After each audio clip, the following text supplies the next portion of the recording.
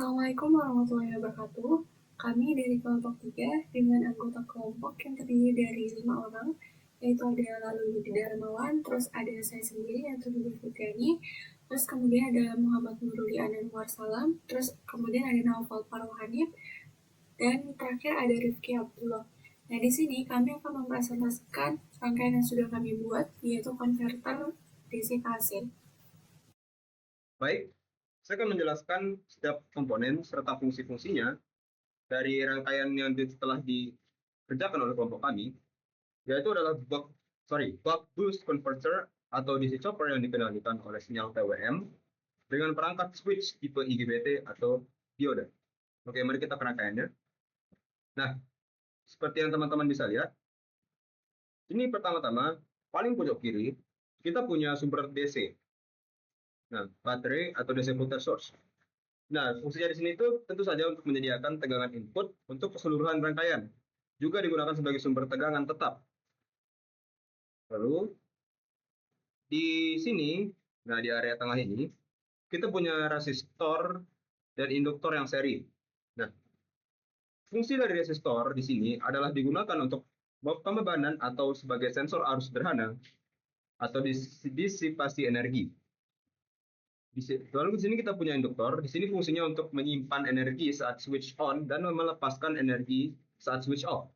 Induktor adalah inti dari operasi buck boost atau DC chopper dari rangkaian kita lah. Nah, berikutnya di sini kita punya kapasitor. Nah, di sini tuh berfungsi untuk menghaluskan tegangan output, mengurangi ripple, juga untuk menstabilkan DC bus. Nah, yang menjadi poin dari rangkaian kita juga di sini adalah IGBT atau Insulate Gate Bipolar Transistor. Di sini berfungsi sebagai saklar elektronik utama, membuka atau menutup sinyal PWM dan mengatur aliran energi dari input ke beban. Lalu sebelahnya kita punya dioda free wheel atau diode bridge. Itu digunakan untuk menyediakan jalur arus saat IGBT off. Nah, mencegah tegangan induksi balik agar tidak merusak komponen dari sini. Juga untuk mengamankan rangkaian saat terjadi perubahan arus induktor. Berikutnya di sini kita punya yang ini nih, yang V. Itu sensor tegangan voltage measurement. Nah, di sini tuh berfungsi untuk mengukur tegangan di titik tertentu. Outputnya diberikan ke blok scope untuk pemantauan. Di bawahnya, sama seperti voltage, bedanya di sini adalah berfungsi untuk mengukur arus, di mana blok ini dinamakan dengan sensor arus atau current measurement. Nah, seperti yang saya bilang tadi, di sini itu mengukur arus dari induktor atau arus beban. Biasanya dipakai untuk kontrol closed loop atau loop tertutup. Berikutnya kita punya PWM generator di sini, yaitu gelombang kotak. Simbol PWM kotak kecil di bagian kanan ini itu berfungsi untuk menghasilkan sinyal PWM untuk memicu IGBT, juga untuk mengontrol duty cycle sehingga mengatur tegangan output. Di bawahnya itu di sini ada NOT gate atau logika digital. Block NOT berfungsi untuk membalik sinyal PWM untuk switch kedua. Dipakai pada rangkaian push and pull atau dual switch, sehingga saat switch satu on, switch 2 off. Sebaliknya, saat switch satu off, switch 2 akan on. Terakhir, dan tidak kalah penting tentunya, di sini kita punya scope. Scope ini berfungsi untuk menampilkan sinyal tegangan, arus, dan PWM secara real time. Juga untuk memonitor performa rangkaian. Untuk kali ini saya akan menjelaskan tentang alur dari rangkaian bridge atau inverter dari DC ke AC. Jadi yang pertama itu, ini saat rangkaian ini dinyalakan, sumber tegangan DC akan mengalirkan tegangan ke kapasitor DC link melalui resistor pembatas.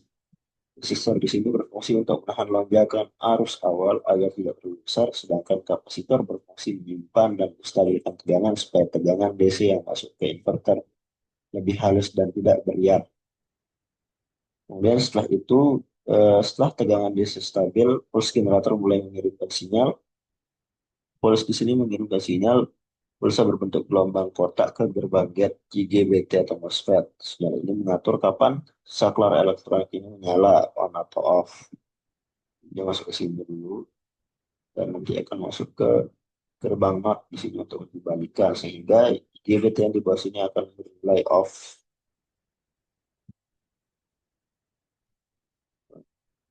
Tapi seperti yang saya bilang tadi itu, ketika ada sebagian sinyal ini masuk ke gerbang not, sehingga IGBT yang di bawahnya akan bernilai off.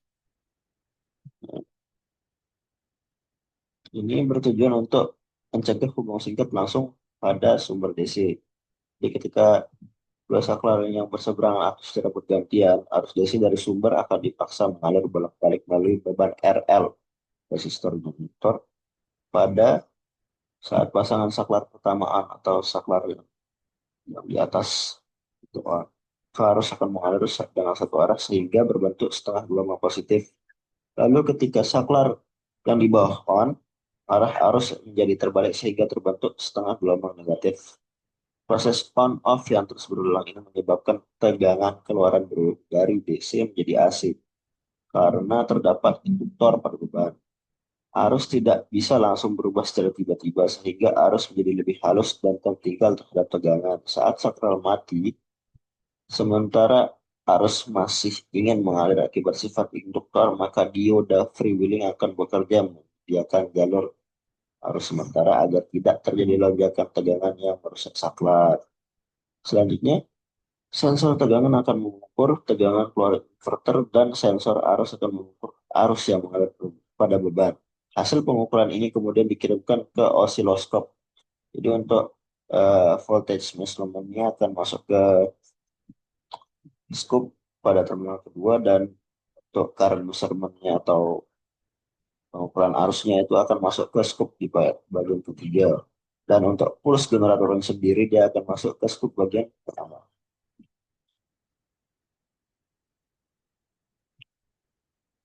Jadi sehingga nanti gelombang tegangan dan arus dapat diamati secara visual.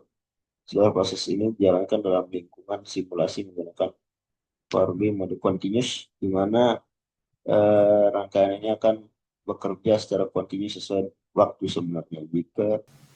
Nah, selanjutnya di sini saya akan menjelaskan bentuk gelombang dari rangkaian tersebut. Nah, di sini ada 3 gelombang. Yang pertama adalah gelombang sinyal PWM-nya, terus yang kemudian yang kedua ini merupakan bentuk gelombang dari tegangan outputnya, dan yang ketiga ini atau gelombang yang ketiga ini merupakan gelombang arusnya.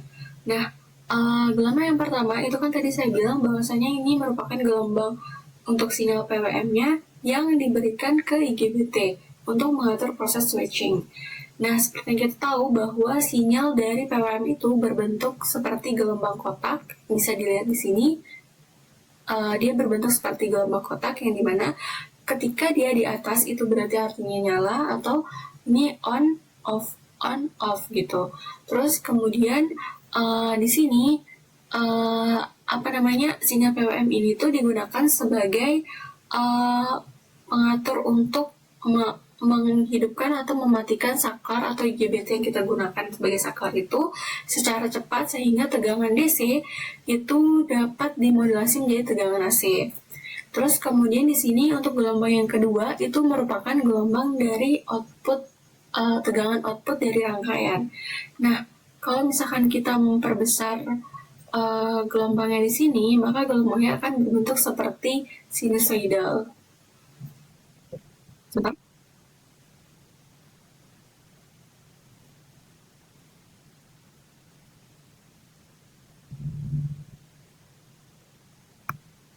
Nah, ini bentuk gelombang dari tegangan outputnya, yaitu berbentuk sinusoidal. Terus kemudian yang ketiga ini dia merupakan gelombang arusnya, yang dimana di rangkaian itu gelombang arus ini sebelum measurement current yang ada di rangkaian itu dia disambungkan terlebih dahulu dengan induktor, sehingga induktor tersebut membuat arus menjadi lebih halus dibanding tegangannya, sehingga arusnya ini tuh dia kalau misalkan kita perbesar tadi itu kan sebenarnya kalau misalkan dilihat sebelumnya tuh sebelum diperbesar dia kayak hampir sama kelihatannya sama yang di tegangan, tapi sebenarnya nggak sesama itu setelah kita perbesar, tapi sama-sama menghasilkan gelombang sinusoidal. Nah, mungkin itu saja yang bisa kami sampaikan. Apabila ada kesalahan, kami mohon maaf yang sebesar-besarnya. Wassalamualaikum warahmatullahi wabarakatuh.